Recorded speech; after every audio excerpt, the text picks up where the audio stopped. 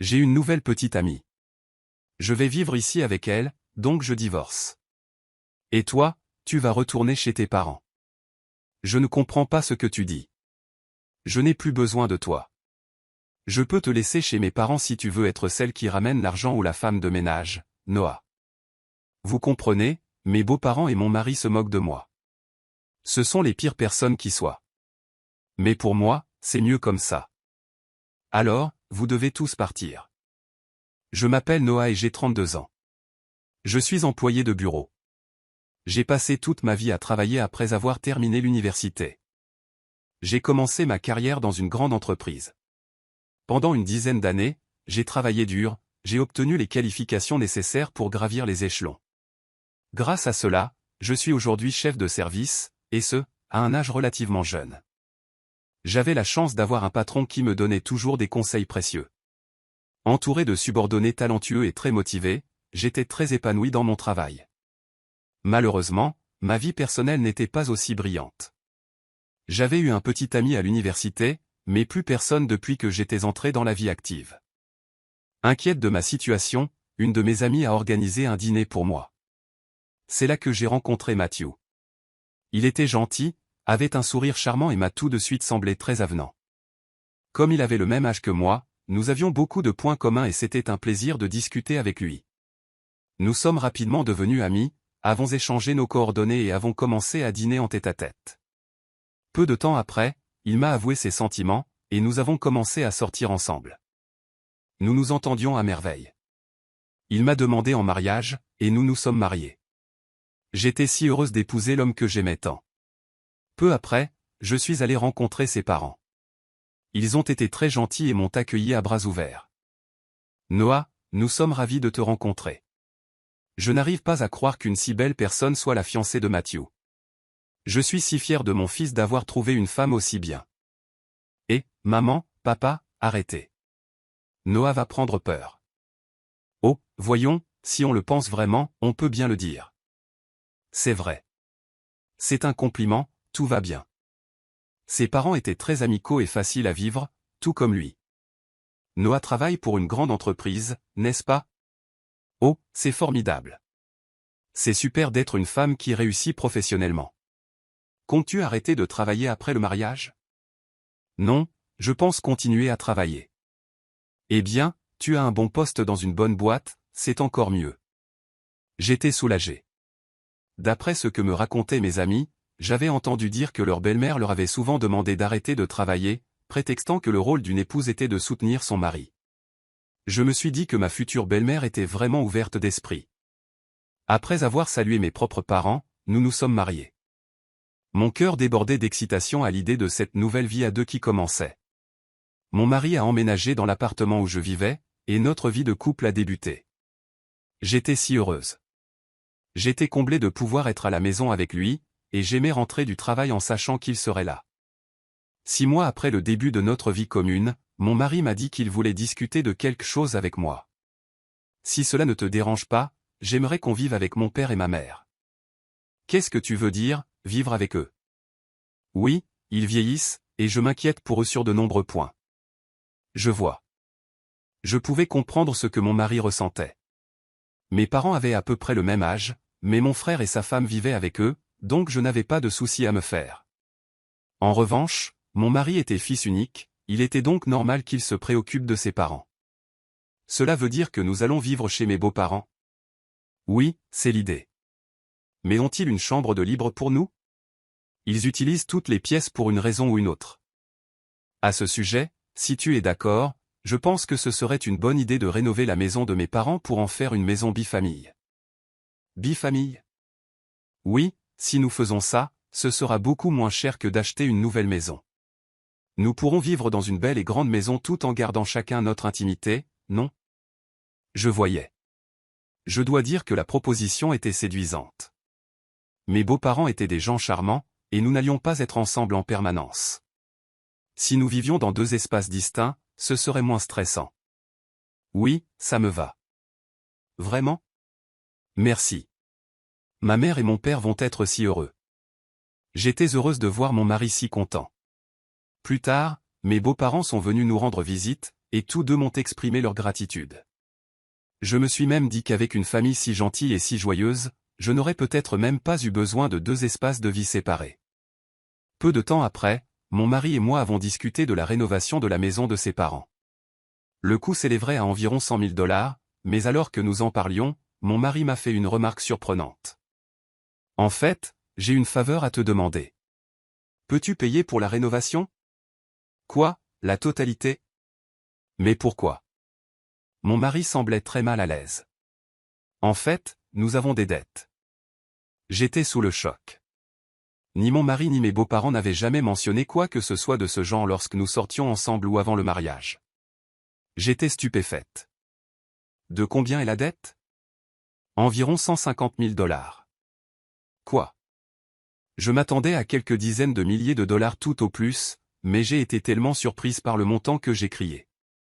Au début, ce n'était pas si grave, mais la dette a grossi petit à petit, et même en essayant de rembourser, nous n'y arrivions pas. Mes parents vivent déjà de leur retraite. Je ne peux pas rembourser autant que je le voudrais, et la dette ne fait qu'augmenter. Je vois. Je ne pouvais cacher ma surprise et mon désarroi face à cette révélation soudaine et choquante. Je n'avais aucune idée que mes beaux-parents avaient une dette aussi importante. Noah, j'ai besoin de toi. Accepterais-tu de m'aider à payer la dette de mes parents? Ils n'en ont plus les moyens, et je n'ai pas un salaire très élevé non plus. Mais alors, ça ne va pas être compliqué de rénover la maison et de vivre ensemble en bifamille. Non, ça, c'est important, alors continuons comme prévu. Tu me demandes de payer pour la rénovation et pour la dette de tes parents. Je me retrouve avec une facture d'1/4 million de dollars. Je sais. Je te demande des choses difficiles, mais je veux prendre soin de ma vie avec toi, et je veux protéger ma mère et mon père. C'est parce que je vous aime tous les deux, mes parents et toi. Je suis désolé. Je suis peut-être gourmand, mais si tu m'aimes vraiment, s'il te plaît, aide-moi. Je te rembourserai petit à petit. J'étais très angoissé. Mon mari et mes beaux-parents n'avaient personne d'autre vers qui se tourner, et je savais que mon mari m'aimait vraiment. Mais à ce moment-là, j'étais complètement aveuglé par ses paroles. L'amour rend aveugle, je crois que c'est exactement ça. D'accord, je vais payer. J'ai accepté. Mon mari m'a alors dit « Merci beaucoup », il m'a serré la main et m'a remercié chaleureusement. Il en a parlé à ses parents, et plus tard, ils sont venus chez nous s'excuser. Ma belle-mère a même versé des larmes de joie. Je dois faire de mon mieux à partir de maintenant. Je devais prendre en charge la dette de mes beaux-parents, et j'étais déterminé à le faire. Cependant, bien que j'ai des économies, j'avais peur de tout payer d'un coup. J'ai donc décidé pour le moment de payer environ 30 000 $ note, le texte original anglais dit $330,000, ce qui est une incohérence évidente avec le reste de l'histoire.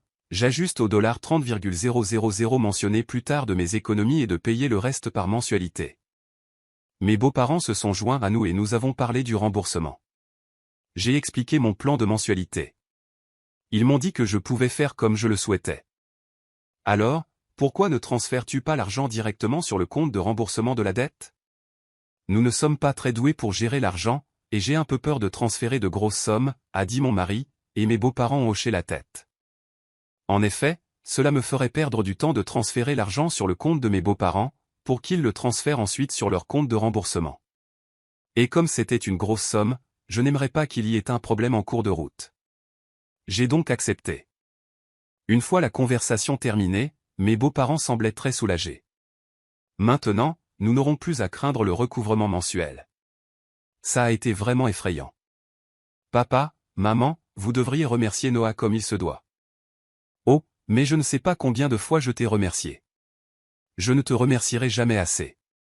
Merci beaucoup. Je suis si heureuse que Noah soit devenue ta femme. Mais non, ce n'est rien. J'étais heureuse que mes beaux-parents soient heureux. Cependant, je me sentais un peu mal à l'aise, car j'avais l'impression qu'ils me voyaient peut-être comme une vache à lait. Quand ils ont prononcé ces dernières paroles, je me suis senti un peu mal, mais je voulais prendre soin de la famille de mon mari bien-aimé.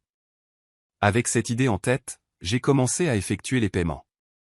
En parallèle, nous avons rénové la maison et avons terminé notre logement bifamille. Nous avons commencé à vivre ensemble dans une belle et grande maison. Mes beaux-parents étaient ravis, et mon mari avait les yeux qui brillaient en découvrant la nouvelle maison. Moi aussi, j'aimais cuisiner dans la nouvelle cuisine équipée, et j'étais contente d'avoir fait la rénovation. C'était plus pratique et plus proche de mon travail. Si le temps de trajet était réduit, cela me donnait plus de temps libre. Je pouvais aussi utiliser ce temps pour étudier. Je passais mes journées à travailler dur pour rembourser la dette. Cependant, il y avait quelque chose qui me dérangeait un peu. C'est que mon mari ne m'aidait pas du tout à rembourser la dette.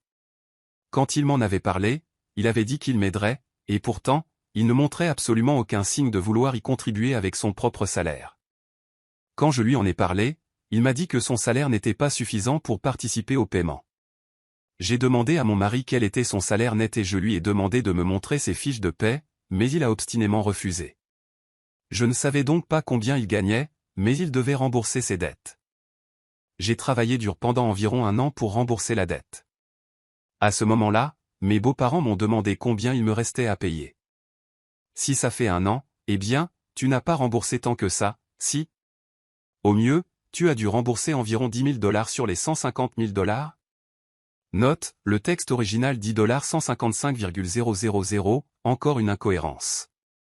Eh bien, pour vous donner une idée, nous avons remboursé environ $30 000 cette année, donc le reste est d'environ $90 000. Quand j'ai dit cela, mes beaux-parents ont été extrêmement surpris. Quoi? Tu as remboursé autant, Noah? C'est incroyable. À ce rythme, tu auras fini de rembourser le prêt dans environ 3 ans. Si je travaille dur, je pourrai le rembourser. Merci beaucoup. Mes beaux-parents pleuraient de joie. Je me suis dit que si les parents de mon mari étaient si heureux, tout ce dur travail en valait la peine. Quelques jours plus tard, cependant, j'ai été confronté à une situation inattendue. Je devais faire des heures supplémentaires ce jour-là, alors j'avais prévenu mon mari que je rentrerais tard. Cependant, le travail s'est étonnamment bien passé et, de plus, beaucoup d'entre nous avaient fini, nous avons donc pu partir à l'heure. Je me suis donc dépêché de rentrer, comme d'habitude, en pensant préparer le dîner pour mon mari. Mais quand j'ai ouvert la porte d'entrée, il y avait les chaussures de mes beaux-parents. Oh, mes beaux-parents sont là. J'ai pensé qu'ils avaient quelque chose à faire, alors je me suis dirigé vers le salon. C'est alors que j'ai entendu mes beaux-parents et mon mari discuter. Tu as eu raison d'épouser cette femme, n'est-ce pas, Matthew? Tu as bien joué. Je n'arrive pas à croire que tu aies trouvé une femme avec autant d'argent. Quand j'ai entendu qu'elle travaillait pour une grande entreprise, j'ai été très prudent et je l'ai séduite. Tu devrais être plus reconnaissant. Oh, tu es l'une de ceux qui ont créé cette dette. Quoi? Mais c'est moi qui ai le moins dépensé. De quoi tu parles? Combien as-tu dépensé aux courses de chevaux? Tu es terrible avec les jeux d'argent. Je gagne le jackpot de temps en temps, donc il y a eu des moments où nous étions dans le vert. Comment peux-tu être dans le vert alors que tu dois $150 000? Mais à ce rythme, nous pourrons nous libérer de nos dettes et repartir du bon pied. C'est vraiment génial. Et elle a même rénové notre maison. J'ai vraiment trouvé une bonne épouse. Eh bien, je vais la jeter après qu'elle aura payé la dette. Mon mari et mes beaux-parents ont ri. J'étais tellement stupéfaite que je n'ai pas pu bouger de l'entrée pendant un moment. Après m'être un peu calmé, j'ai fait un bruit sec en fermant la serrure et j'ai dit, je suis rentré, depuis l'entrée. Quand je suis allé au salon, mes beaux-parents et mon mari m'ont accueilli avec des sourires. Oh, Noah, bon retour. Bon travail, bon travail. Eh bien, nous retournons dans notre partie de la maison. Dînons à nouveau ensemble bientôt. J'avais si peur de ce sourire doux de mes beaux-parents, car j'avais entendu leur conversation précédente. De même, cet homme qui prétendait être un bon mari avec un sourire aux lèvres m'a profondément choqué. Je me demandais ce que j'avais bien pu faire pour essayer de les aider. Tu n'avais pas dit que tu devais travailler tard aujourd'hui? Oui, mais j'ai travaillé beaucoup plus vite que prévu. Alors j'ai décidé de me dépêcher de rentrer pour préparer le dîner. Il ne savait pas. J'ai fait de mon mieux pour agir calmement jusqu'au dîner, afin que mon mari ne réalise pas ce que j'avais découvert. Puis, quand mon mari prenait son bain, je suis resté dans ma chambre et j'ai pleuré, seul. Mais pleurer de toutes mes forces m'a donné envie de leur donner une bonne leçon. J'ai pleuré autant que je le pouvais. À partir de ce moment-là, j'ai agi rapidement. J'ai commencé à préparer le divorce, puis j'ai planifié méthodiquement ce que j'allais faire ensuite. Environ 3 mois se sont écoulés. J'ai fait semblant d'être heureuse et j'ai dit à mon mari que j'avais fini de payer la dette de ses parents. Mon mari a écarquillé les yeux. Quoi? Tu as remboursé la dette? C'est 150 000 $ qui devaient prendre environ 3 ans, c'est ça? En fait, j'ai pas mal d'économies, mais j'avais peur de tout payer d'un coup. Alors j'ai commencé à puiser un peu dans mon salaire et mes économies. Mais nous étions déjà en dessous de 100 000 $, et j'ai pensé qu'il valait mieux tout payer d'un coup. Je vois. Il m'a demandé, ça ne te dérange pas si je vérifie, et a demandé à voir mon carnet de banque. J'ai montré le relevé à mon mari. Oh, c'est vrai. 90 000 $ ont été payés d'un coup. Mon mari essayait de contenir son excitation autant que possible, mais je voyais bien qu'il était aux anges. Waouh, Noah. Merci. Mes parents vont adorer ça. Mon mari a mis ses mains sur son visage et a semblé pleurer, mais je savais que c'était juste une comédie, qu'il faisait semblant. Peu de temps après, mes beaux-parents sont également venus me remercier. Merci beaucoup. Je suis si heureuse de t'avoir rencontré, Noah. Tu es comme une déesse. Si je n'avais rien su de tout cela, j'aurais sûrement été heureuse de me laisser porter. D'avoir été trompée. Mais je savais déjà qui étaient vraiment ces gens. Et je n'ai agi que parce que j'étais prête pour mon plan. Quelques jours plus tard, mon mari m'a demandé à me parler. Il avait l'air très sérieux. Qu'y a-t-il? Je suis désolé, Noah, mais tu dois me quitter. Quoi? Qu'est-ce que tu veux dire? J'ai joué la surprise. J'ai une nouvelle petite amie. Quoi? Je vais vivre ici avec elle, donc je divorce. Et toi, tu vas retourner chez tes parents. J'ai été vraiment stupéfaite par la déclaration inattendue de Matthew. Je savais, pour les avoir espionnés, que mon mari me quitterait une fois les dettes payées.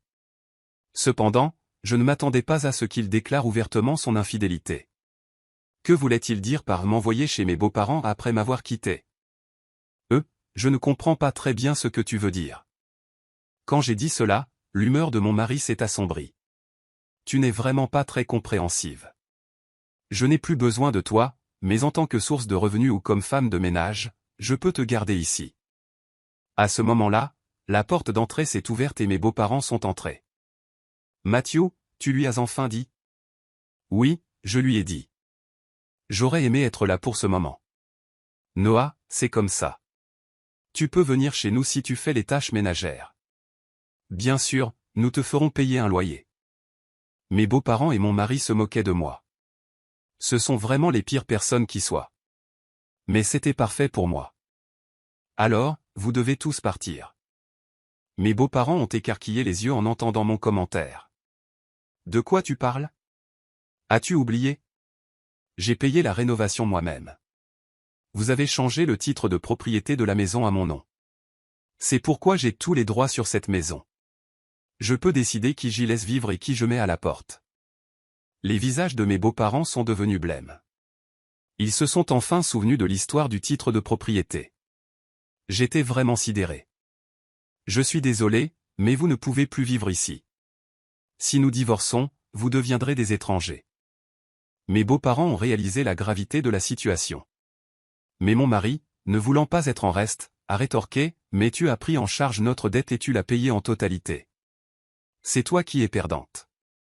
Si nous n'avions pas de dette, nous pourrions au moins nous permettre un nouvel endroit où vivre. C'est vrai.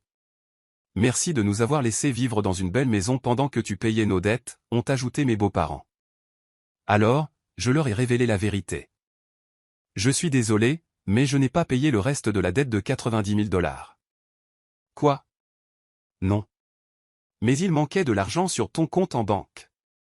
C'était juste un compte séparé que j'avais créé et sur lequel j'ai déplacé l'argent.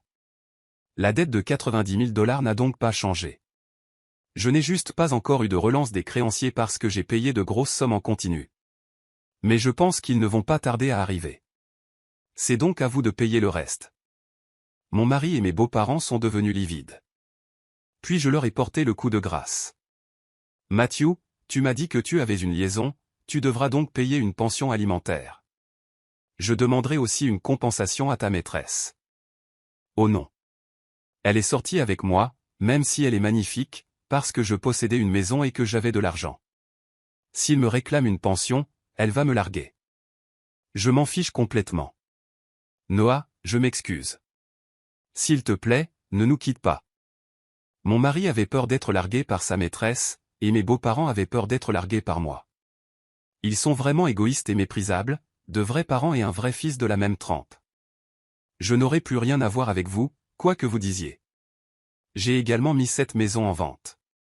Et je vous réclamerai les 60 000 $ de dette que j'ai payée en votre nom, par l'intermédiaire de mon avocat.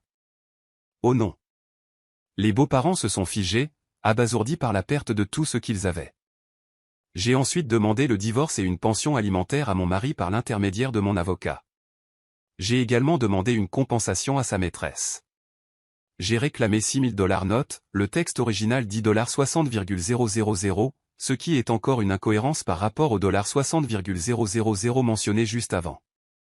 Je garde 6,000 $ comme dans l'original à mes beaux-parents pour ce que j'avais payé. En fait, cette maison rénovée s'est vendue environ 200 000 $. Elle était bien située, et une famille cherchait justement un duplex, alors nous avons obtenu un bon prix. Ils ont pu l'acheter. J'avais payé 160 000 $, les 60 000 $ de la dette que j'ai couverte et les 100 000 $ de la rénovation, mais j'ai gagné 40 000 $ au final. De plus, j'ai obtenu une pension alimentaire de mon ex-mari et de sa maîtresse, ce qui est une situation très positive. En plus de cela, j'ai pu obtenir un petit paiement de 60 000 $ de mes ex-beaux-parents note, le texte rechange à $60,000. C'est moi qui ai le plus profité de cette situation. Je pense que c'est une juste compensation, car les dommages que j'ai subis étaient si importants que j'avais perdu confiance en l'humanité. Quant au fait que j'avais autant d'économies, j'essayais d'apprendre à investir pour pouvoir rembourser les dettes de mes beaux-parents le plus rapidement possible. Et comme j'avais déjà pas mal d'économies, j'ai investi quelques dizaines de milliers de dollars. J'ai découvert que mes actifs avaient pas mal augmenté en un an environ. De plus, j'avais obtenu une augmentation, donc je gagnais assez bien ma vie. J'ai donc pu prendre des mesures aussi drastiques parce que j'avais économisé beaucoup d'argent. J'ai été la plus grande bénéficiaire, et mes anciens beaux-parents se sont retrouvés endettés et ont perdu leur maison. Honnêtement, je pense qu'ils l'ont bien mérité, car ils m'ont trompé, c'était presque une escroquerie. Les gens comme ça devraient aller en enfer. Pour ma part, je devrais réfléchir à ce qui m'est arrivé cette fois-ci et apprendre à mieux juger les gens. Désormais, je vais aussi continuer à épargner et à augmenter mes actifs pour pouvoir vivre une retraite confortable. Et je veux créer de nombreux souvenirs heureux avec des gens en qui je peux vraiment avoir confiance. Qu'avez-vous pensé de cette histoire? N'hésitez pas à vous abonner à notre chaîne. On se voit dans la prochaine vidéo.